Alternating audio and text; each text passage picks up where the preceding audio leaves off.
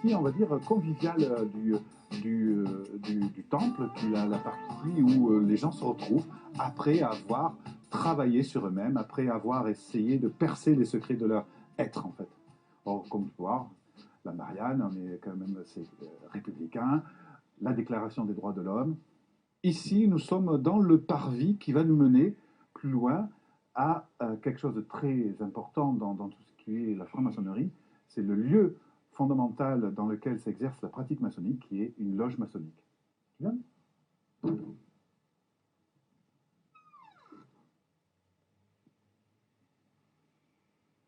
Alors, qu'est-ce qu'on voit dans une loge? Eh bien, je pense que déjà, on peut voir qu'il y a un ciel étoilé. On appelle ça une voûte étoilée. Cette voûte étoilée représente tout simplement le cosmos, l'infini, tout ce que vous pouvez imaginer de ce qui est en haut de vous. Et qu'est-ce qu'on voit en bas?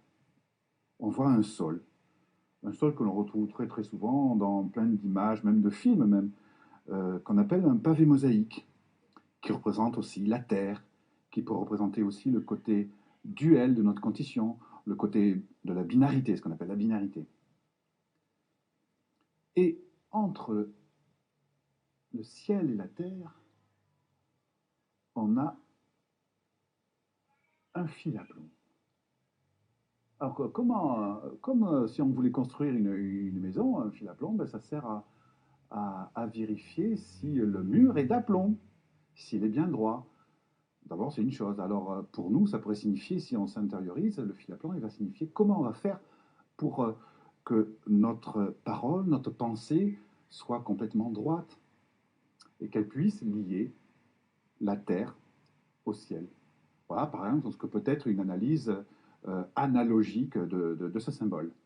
Nous avons une représentation tridimensionnelle de l'univers entre le ciel et la terre, mais aussi, comme on peut le voir, avec les deux pôles opposés de ce que tout le monde connaît partout dans le monde, c'est-à-dire la Lune, le Soleil, et un fameux delta avec un œil au milieu qui intrigue souvent la plupart des gens.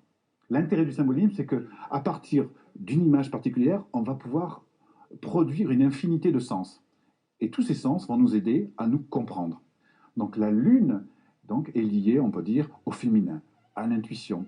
Le côté cyclique peut faire penser au bouleversement aussi émotionnel, etc. Donc la personne qui va vouloir travailler sur ce symbole-là va essayer d'aller puiser dans ce qu'il est pour aller trouver le féminin. Qu'est-ce qui est féminin en moi? Qu'est-ce qui est intuitif en moi? Quel est mon rapport à ma mère, à la mère, ER et ERE, bien sûr. Hein.